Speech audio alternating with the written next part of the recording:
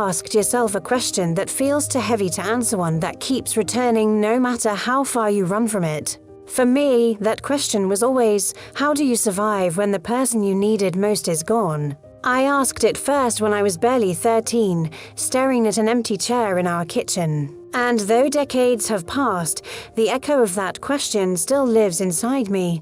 I was born in the fall of 1963 in Salt Lake City, Utah, into a family that was ordinary in every sense of the word. My father drove a school bus. His mornings began before the sun, and he'd come home smelling of diesel fuel, his uniform shirt always wrinkled, his voice hoarse from corralling loud children on their rides to and from school. My mother worked as a cashier at the local grocery store, a small neighborhood market where everyone seemed to know each other. She spent hours on her feet, ringing up groceries. Smiling even when her body begged her to sit down, we were a middle-class family. The kind who lived paycheck to paycheck, but made sure the bills got paid, somehow. Our home was modest, a one-story house with a squeaky screen door, faded wallpaper, and a backyard where my brother and I played catch.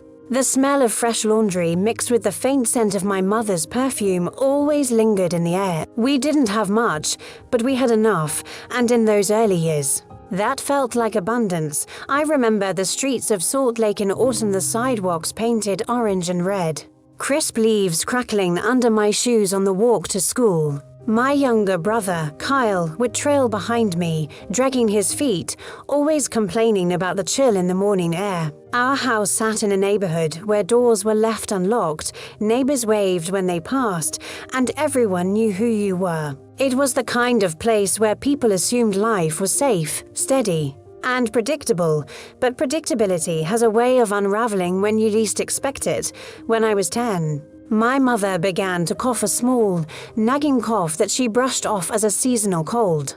But weeks turned into months, and the cough didn't leave. Her shifts at the grocery store grew shorter. She came home tired, her face pale, her movement slower. I remember standing in the kitchen doorway one evening, watching her place her hand against the counter for support, her body swaying just slightly as if the ground beneath her had tilted. Doctor visits followed, each one more worrying than the last. Insurance covered some, but not all, and I learned early what it meant when grown-ups whispered about bills behind closed doors. The diagnosis came with words too big for me to understand at the time, words like chronic, complications, and treatment. All I knew was that the woman who had been the anchor of our home was fading. Little by little, the atmosphere of our house changed. Laughter grew scarce, replaced by the steady hum of silence. My father tried to keep things normal, packing our lunches, checking my homework, but I could see the exhaustion in his eyes.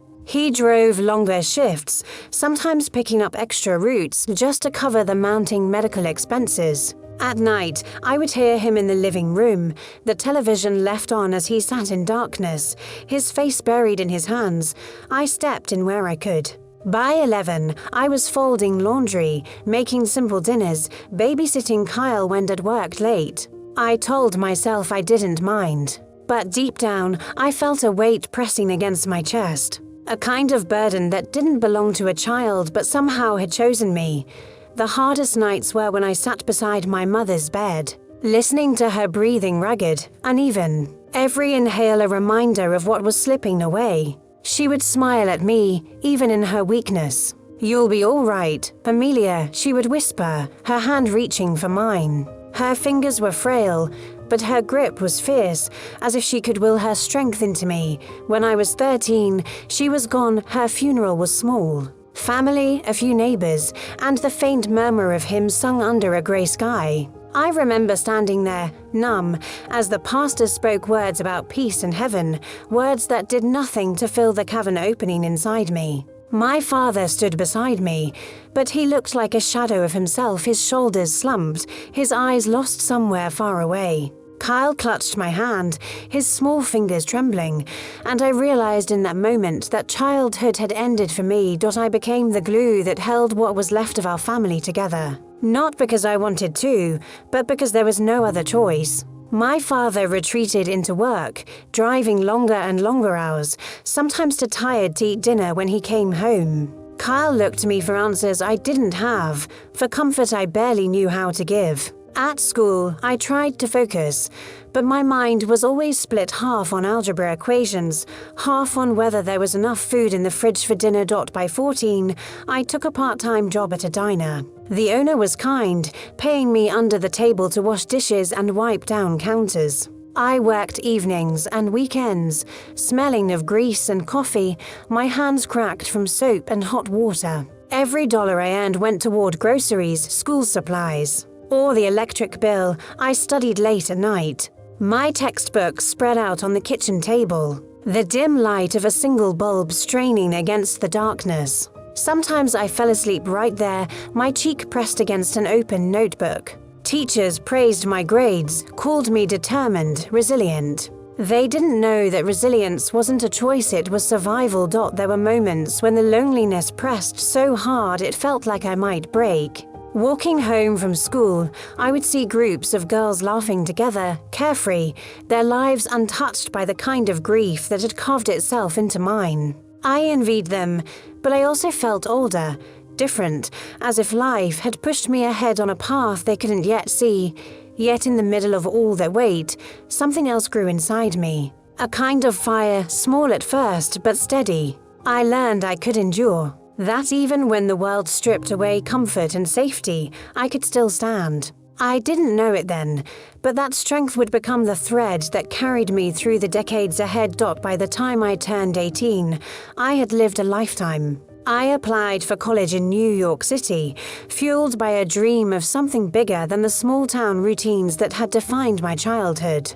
When the acceptance letter came, I held it in trembling hands, the paper like a ticket to another world. Yet even as excitement bubbled inside me, fear tugged at my heart. Could I leave my father, who still carried grief like a shadow? Could I walk away from Kyle, who looked at me as if I were the only steady thing in his life? Those questions lingered, unanswered, as I stood at the edge of adulthood. My childhood had been marked by loss, but it had also shaped me into someone I didn't yet understand, strong, guarded, hungry for more. And so, with a suitcase packed and hope tangled with fear, I stepped toward a future I could not yet imagine.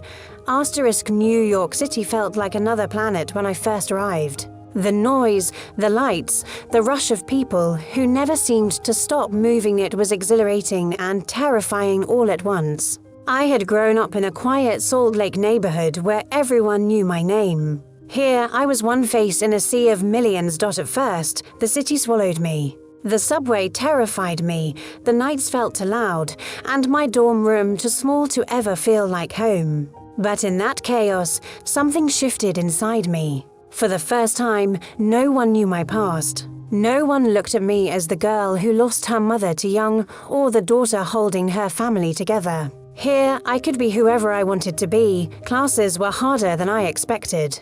I pushed myself relentlessly, late nights with coffee-stained notebooks, early mornings racing across campus. Still, there was a fire in me that refused to burn out. I had fought hard to be here. It was during my second year that I met James. It wasn't some fairy tale introduction, no slow-motion glances across a crowded room. We met at a seminar neither of us wanted to attend, seated side by chance. He leaned over halfway through and whispered a sarcastic comment about the professor's monotone voice, and for the first time in weeks, I laughed. James was charming in a way that didn't feel forced. He came from a wealthy family with the kind of confidence money breeds. He talked about travel, about dreams of success in finance, about the certainty of his future. I, in contrast, came from a house where certainty had been stolen from me years ago. Maybe that was part of what drew me to him, his stability, his assurance. Our relationship grew quickly. We spent long nights talking in cheap diners, afternoons walking through Central Park, evenings crammed into the library pretending to study. He made me feel seen in a city that often made me feel invisible. For the first time since my mother's death, I let my guard down, but love, I would learn, doesn't erase the cracks already forming beneath the surface. After graduation, James slipped seamlessly into the life his family had paved for him.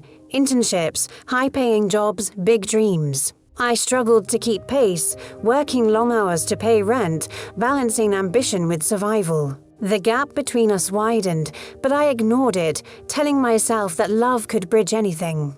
Years passed. We built a life together, an apartment, shared routines, whispered promises about the future. But underneath it all, I felt myself bending, reshaping, molding into the version of me I thought he wanted. By the time I turned 40, the betrayal came crashing down. It was an ordinary Tuesday. I left work early, eager to surprise James with dinner. I remember holding the bag of groceries, humming softly as I turned the key to our apartment. The moment I stepped inside, I knew. Laughter drifted from the living room, not his usual laugh, but one layered with a tenderness I hadn't heard in months. And then I saw her. Another woman.